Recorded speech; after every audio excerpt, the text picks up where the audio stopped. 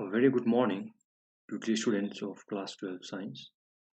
In the last class, we have talked about vaccination and immunization. We have discussed about autoimmunity also. Clear? Autoimmunity means where our body immune system will work against our own cells. It will not be able to discriminate between the foreign cells and the body cells. So we have also mentioned about the different examples of diseases under autoimmunity. So in today's class, we will discuss about immunodeficiency. And under this topic, we'll learn about acquired immune deficiency syndrome, or we used to call it AIDS. Yeah, HIV AIDS simply. So, what do you mean by immunodeficiency? What immunodeficiency means where the body immune system or the immune power of an individual slowly begins to decrease or starts to fall. Okay, so it's called immuno means immunity, deficiency means decrease in the body immune power or immune system, or we can say in immunity. So under this one, you have heard about the HIV/AIDS, the human immunodeficiency virus that causes acquired immune deficiency syndrome, where the immune system of an individual will decrease. Clear? So first of all, HIV/AIDS. It's mainly a disorder of cell-mediated immune system. Now, what do you mean by cell-mediated immune system? If you remember or try to recall, we have learned about humoral mediated immune system and the cell-mediated immune system. Humoral mediate was under the control of antibody formation, you can see that, and cell-mediated immune system is totally dependent on the T lymphocytes or T cells. So therefore, AIDS is mainly a disorder of cell-mediated immune system of the body, where the HIV virus will directly go and infect the T lymphocytes or the T cells. Now, why do you think that whenever the HIV virus goes and attack the T lymphocytes, why there is decrease in the body immune system? The name suggests immunodeficiency. There will be deficiency in the immune system of an individual. So whenever the HIV virus will infect an individual, then therefore that particular virus, once it enters the body, it will go and infect the T lymphocytes. Now you know that T lymphocytes or T cells is very important because it will stimulate the B lymphocytes for the formation of antibody, and that antibody will work against a particular pathogen, or we can say foreign materials or the foreign microorganisms. So over here, the number of CD4 cells or the number of helper T cells will decrease. So I mentioned you that once this HIV virus will enter the body of an individual, it will go and affect the helper T cells or the helper T lymphocytes. So once the T cells will be infected, its number will keep on decreasing. Clear? The number of helper T cells will keep on decreasing, and as a result, the immune system of an individual will also decrease. Clear? Because it will be no longer available to help or to stimulate the B cells or the B lymphocytes for the formation of antibody. So there will be reduction in the number of helper T cells, and at the same time the body immune system of an individual will also decrease. And therefore when the immune system of an individual will decrease, and it will result in the loss of the natural defense against viral infection. That means an individual will not be able to fight against a common infection also. One of the immune systems will slowly deteriorate or decrease. Clear? So discovery of HIV or AIDS, kindly go through the page number 467 from your textbook.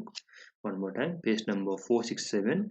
Go through the discovery of AIDS. Okay, so you can see over here it was first reported in 1981 in USA, and it was isolated and identified by, kindly remember this name, okay, Dr. Luc Montagnier in 1983 in France and by Dr. Robert Gallo in USA in 1984. Clear? The AIDS virus was named Human Immunodeficiency Virus HIV in 1986 by the International Committee on Taxonomy of Viruses.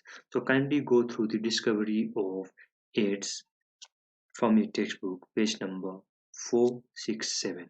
Clear? So now we'll go with the structure of HIV virus that causes AIDS. Okay, so from textbook we have to go with the figure number 8.20. Clear? So let us go through the structure. It's very easy. Clear? So kindly go through the diagram.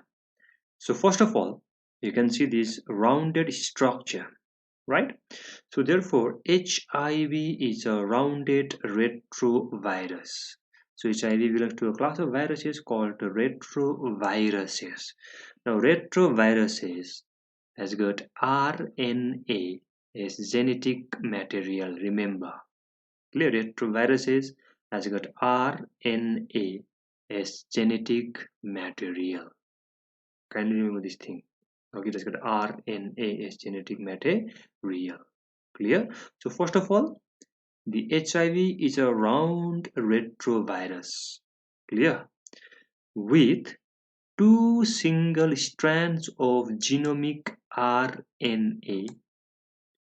Listen very carefully. With two single strands of genomic RNA. I'm saying that retroviruses has got RNA as genetic material, and RNA is single stranded. DNA is double stranded, whereas RNA is single stranded. So therefore HIV is a rounded retrovirus with two. So can you see over here? This one is the first you can consider, and this is the second one. So with two single stranded RNA. So this is the RNA, single stranded RNA. So these are the two single stranded RNA which are present in case of HIV virus. Then next thing, it has got the enzyme called reverse transcriptase. So you can see over here, small dot over here, this is the enzyme reverse transcriptase over here. Okay, this one, this is the reverse transcriptase. Small dot one is there, which is the reverse transcriptase. So this is the two genomic RNA. Small dot over here, this is the reverse transcriptase. Now what is the function of reverse transcriptase? The function of enzyme reverse transcriptase is during the process of reverse transcription. Now what is reverse transcription? It is the process of formation of DNA from RNA. Clear? Because this particular HIV virus has got RNA as genetic material in the thing. It has got RNA as genetic material. So from this RNA, there will be formation of DNA, and for the formation of DNA from RNA, an enzyme is needed, and the name of that enzyme is reverse transcriptase, and the process where there will be formation of DNA from RNA is known as reverse transcription. Clear? So please clear for you. So first of all, HIV virus is a round retrovirus which has got two single-stranded genomic RNA and the enzyme reverse transcriptase. The function of enzyme reverse transcriptase is to form DNA from RNA. Clear? Next thing, it has got two protein code also. So you have got the enzyme reverse transcriptase, then you have got two protein codes. So can you see over here these round structures? These round structures are the protein code. Okay, this is the inner protein code and this is the outer protein code. The inner protein code, that means this one, okay, this particular structure, this inner protein code is called P24 or P24, and this outer protein code, this one, okay, this outer protein code is called P18, P18. Then we have got the outer envelope. Clear that the entire structure is covered by the envelope. So one more time, structures, we are just talking about the structures of HIV virus. So HIV virus belongs to a class of viruses called retroviruses, and retroviruses, they have got RNA as genetic material. So therefore HIV has also got two single stranded genomic RNA. It has got the enzyme reverse transcriptase, which will help in reverse transcription, that will help in the formation of DNA from RNA. Then we have got two protein code, outer protein code and the inner protein codes. The inner protein code is also called P24 and outer protein code P18. Then we have got the envelope. Clear? So envelope, that means this particular structures. Okay, this particular structure is called envelope. This outermost circle. Clear? This is the innermost circle, in that envelope we can say, and this is the outer envelope. Clear? So therefore envelope is formed of lipid bilayer. Bilayer means two layers. So envelope is composed of two layer. Clear? And is mainly composed of lipids. So we have got the lipid bilayer. So this is the inner lipid bilayer and this is the outermost lipid layer. So we have got two layers, which is mainly composed of lipids. Clear? So then we have got the projectine nuclei structures, which is composed of glycoprotein spikes. That means these spikes we are talking about. Okay, we are talking about these spikes. So these spikes are composed of glycoprotein. Clear? And these spikes has got pedicels, which is mainly composed of glycoprotein. Clear? So one more time, we will briefly discuss the structures of HIV virus so that it will be easier for you. Okay, first one, HIV virus is a round retrovirus having two single genomic RNA, these two single stranded genomic RNA. Then the enzyme retroviruses, then we have got protein coat. Clear? In the structure is covered by an envelope. This envelope is composed of lipid bilayer. So these particular structures are the lipid bilayer. Then from this particular envelope, we will find certain projection or a projecting nuclei structure, which is called glycoprotein. No, or the glycoprotein spikes. So this is the general structures of HIV virus. We can say AIDS virus. Can you remember the word retroviruses? We just got RNA as genetic material. Clear? Okay. Next one, mode of transmission. So how are this HIV virus transmitted from one individual to another individuals? So this one is also there in the page number 467. So simple. First one we have got over here, sexual intercourse, because this HIV virus are present in the hymen, present in the semen, semen, semen, and also in the vaginal fluids. Clear? Of an individual organisms. Suppose if fetus is infected, so having an unprotected sexual intercourse, or if one of the partner is infected and having an unsafe sexual intercourse or unprotected sexual intercourse will lead to the transmission of HIV virus from an infected individual to the healthy individuals.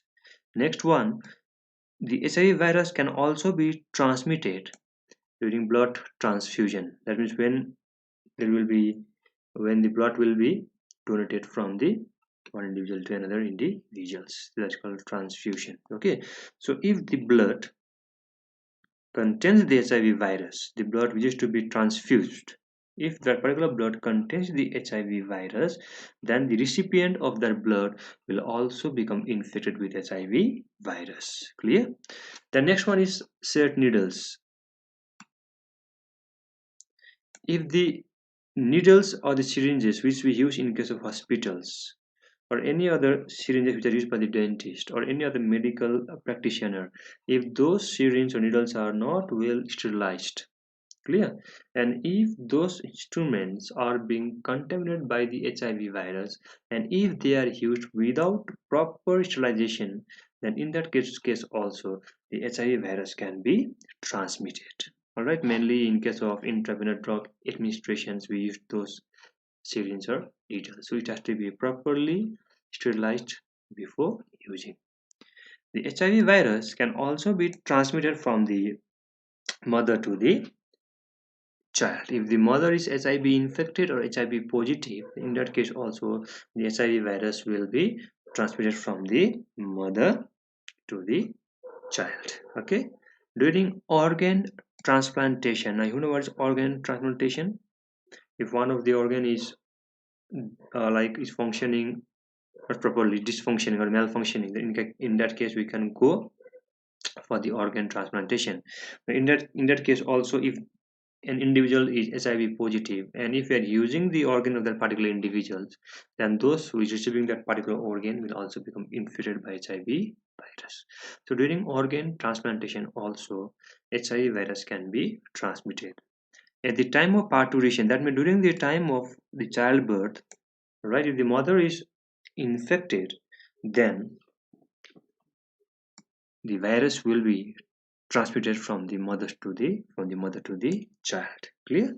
And during artificial insemination also, where we used to transfer the sperm, all right, those sperms which are being stored, and if the stored sperms are being injected into the reproductive tract of the female, and if that sperm contains the HIV virus also, so at that time also during artificial insemination also there can be transmission of HIV virus. So during sexual intercourse, during blood transfusion, using those set needles or syringes, during organ transplantation, during artificial insemination, and during parturition also, the HIV virus can be transmitted from an infected individual to a healthy individual. Clear? So this is the mode of transmission. So kindly go with the page number 467. The most important thing, mode of action of AIDS virus. Clear, because we are saying that once this HIV virus or the AIDS virus will enter the body of an individual, it will go and infect the T lymphocyte or the T cells, so that it will no longer be available to help the B lymphocytes for the formation of antibody, and as a result, the immune system of an individual will keep on decreasing.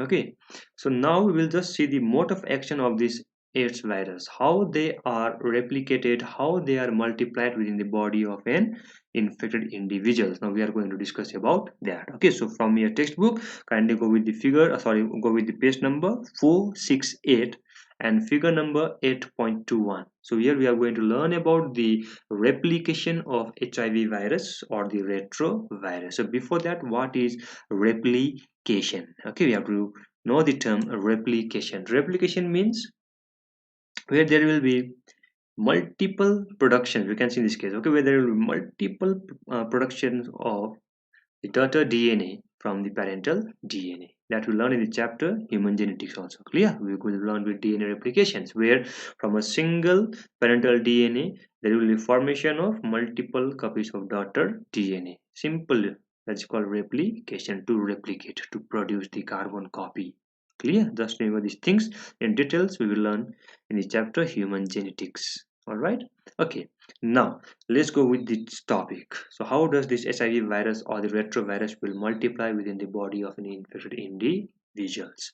So remember that retrovirus has got RNA as genetic material, and from this RNA they have to form the DNA by the help of enzyme reverse transcriptase. So please keep these points in your mind. All right, so first one, the virus enters into the macrophage after getting into the body of a person. So first thing is that this HIV virus or the retrovirus needs to enter into the body of a person. So first thing, the virus needs to be entered into the body of an individual organism. Clear?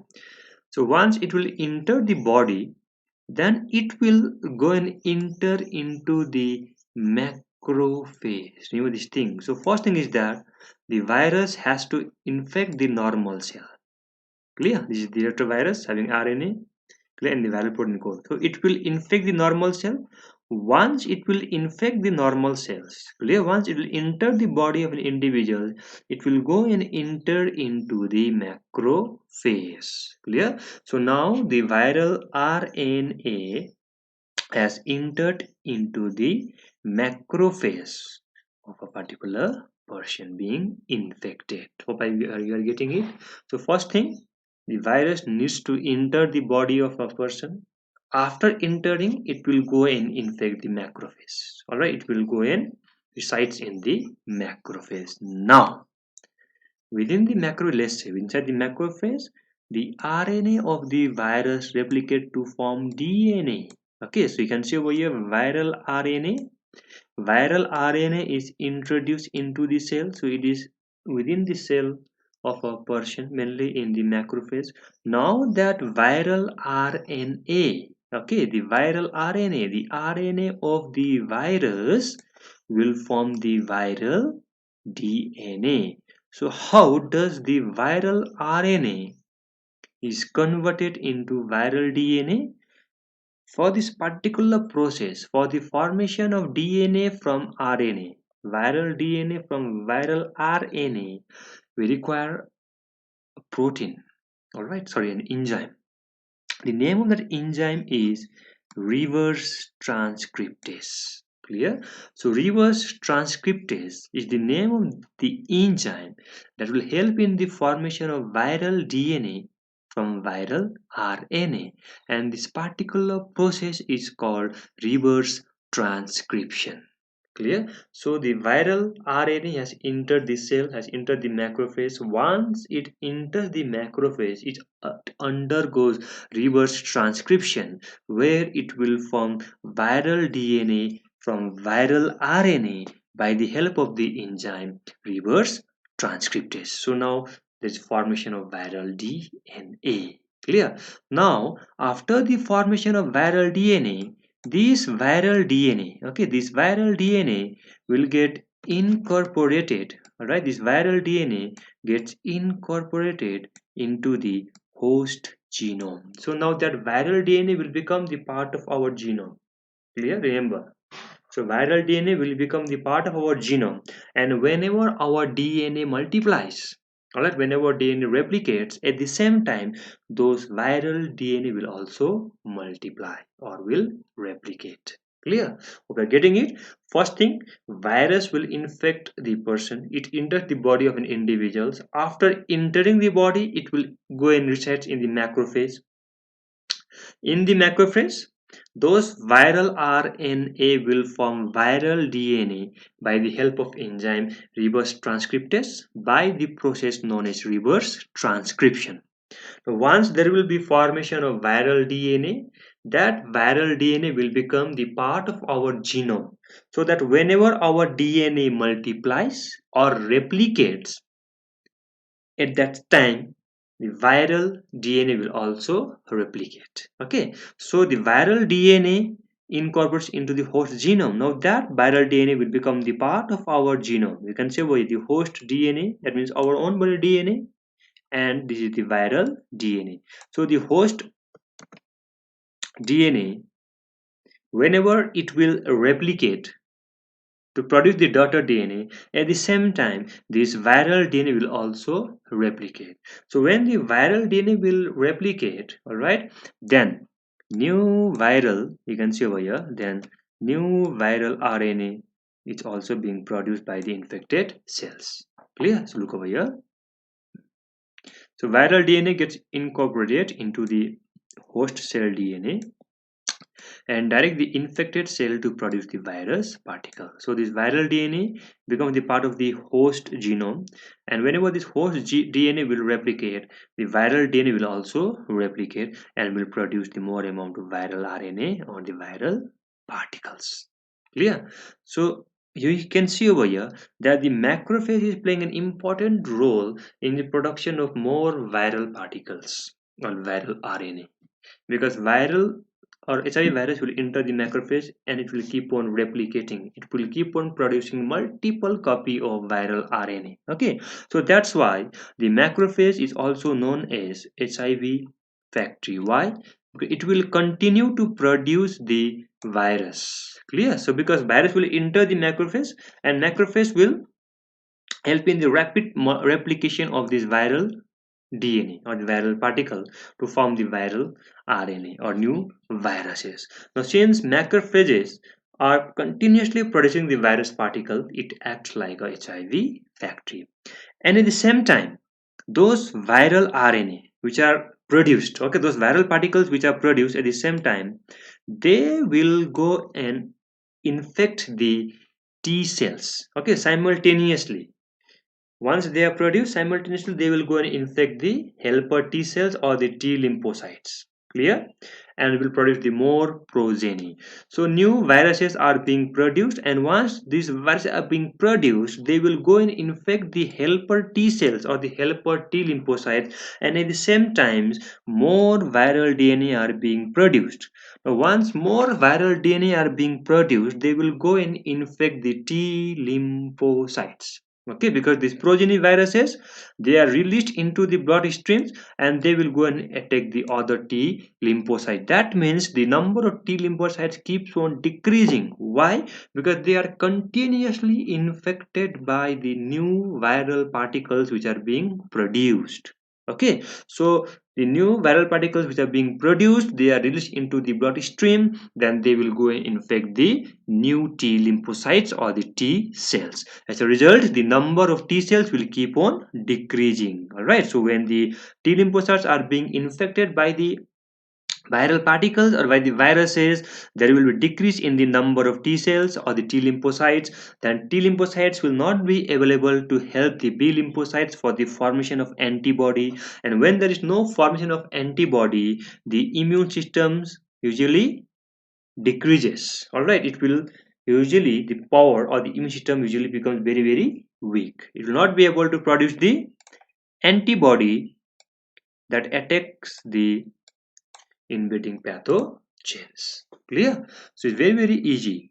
So first of all, remember that retroviruses or HIV viruses, they will enter the body of an individual organism. Once it enters the body of an organism, it will go and enter inside the macrophage.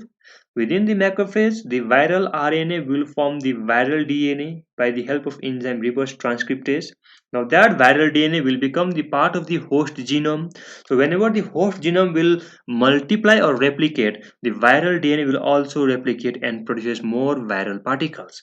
Now since macrophage will help in the production of more viral particles or more viruses, it acts like a HIV factory. Clear? And simultaneously at the same time, those newly produced viruses will go and infect the helper T cells or the T lymphocytes. So more number of viruses will be produced, they will enter the bloodstream, they will go and infect the T lymphocytes. And when the number of T lymphocytes will keep on decreasing due to the infection by HIV viruses, then therefore it will no longer be available to help the B lymphocytes for the formation of antibodies. So our body will not be able to produce the antibody, so that our immune system will become very weak and will not be able to fight against the invading pathogens. And after that, what happens is that an individuals with weak immune system, with weak immune power, will no longer be able to fight with the minor infection also, that can lead to the death of an individual organism who are infected by the HIV virus. So kindly go through the mode of action of AIDS virus. Go from textbook, page number 468, figure number 8.21. Clear? Okay, next thing, symptoms of HIV AIDS. Yeah, I've got simple fever, okay, cough, slight but recurring diarrhea that will keep on reoccurring again and again, rashes on the skin, and there will be weight loss. Okay, in rare conditions there can be lung infections. You can develop cancer that affect the skin and the lining of the blood vessels and spread throughout the body. Okay, those who are infected by HIV virus, they are susceptible to unusual bacterial and fungal infections. Why? Because the body immune systems will be very weak, so they cannot fight with even a simple infection also. There can be heart disease, diarrhea, ulcerating infection of the mouth or of the genital opening like anus. Okay, AIDS has a long incubation period. Now, what is incubation period? Incubation period means the time interval or the time period between the entry of viruses into the body and the appearance of the first symptom of the disease. And this particular incubation periods in case of HIV infection, it ranges from few months to several years, mainly from 5 years to 10 years. It can be the incubation periods of HIV viruses. It can be within from a month to a year, 5 years to 10 years. But once the symptoms of the disease starts occurring, and usually within a year, we can say the patients cannot survive. There will death of an infected individuals. Though there are certain drugs which are available, which are cure for the HIV/AIDS, but those particular drugs are simply given to increase the lifespan of an individual organism. Right? They are not the permanent cure for the diseases. So that we are going to see the name of the drugs. Now, how to detect the HIV/AIDS patient, or how to diagnose? Screening.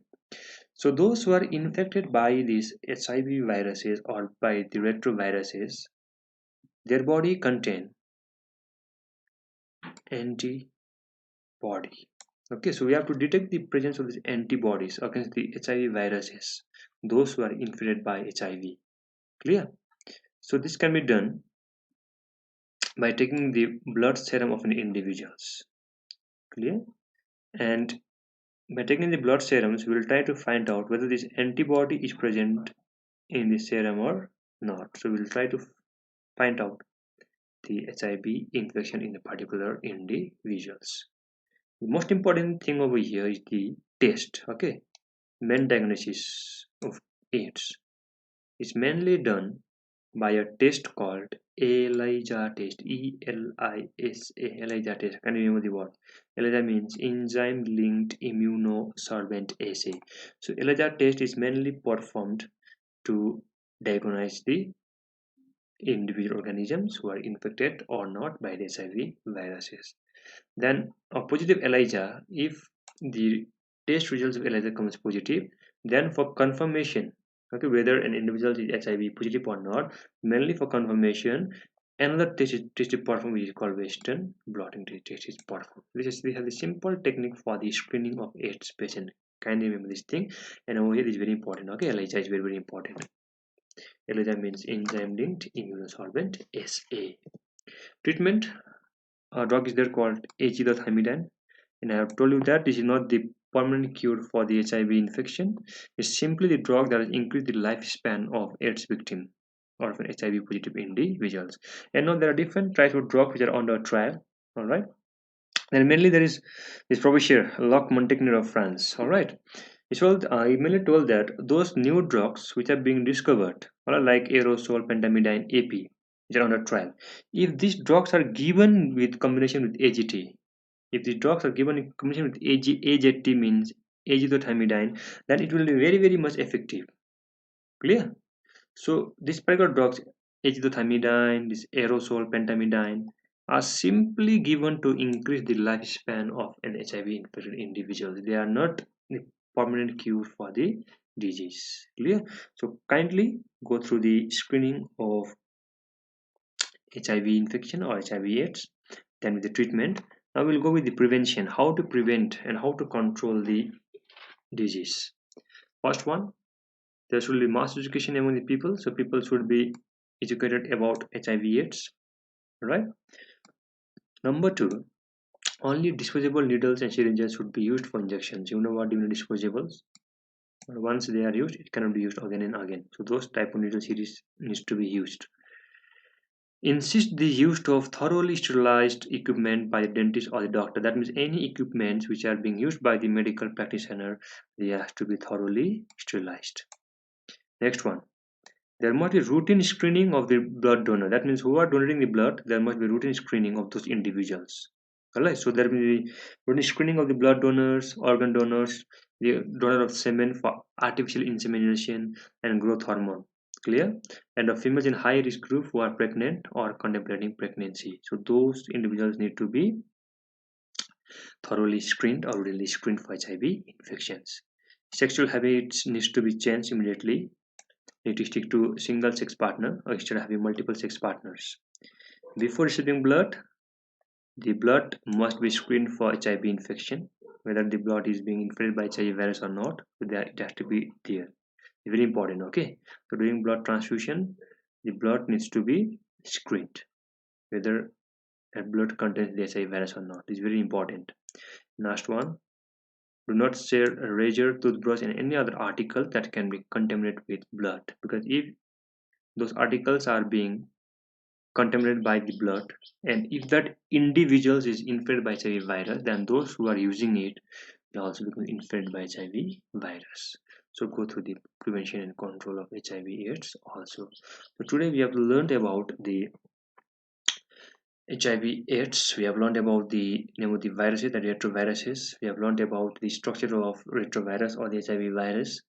Then we have seen the mode of action of HIV viruses, right? We have learned about the screening of AIDS. We have learned about the treatment of AIDS, though there is no permanent cure for the disease, but there are certain drugs which will increase the lifespan of the infected individuals. And we have talked about the prevent and control measures of HIV/AIDS. So this much for today. In next class, we will begin with the new topic. Thank you.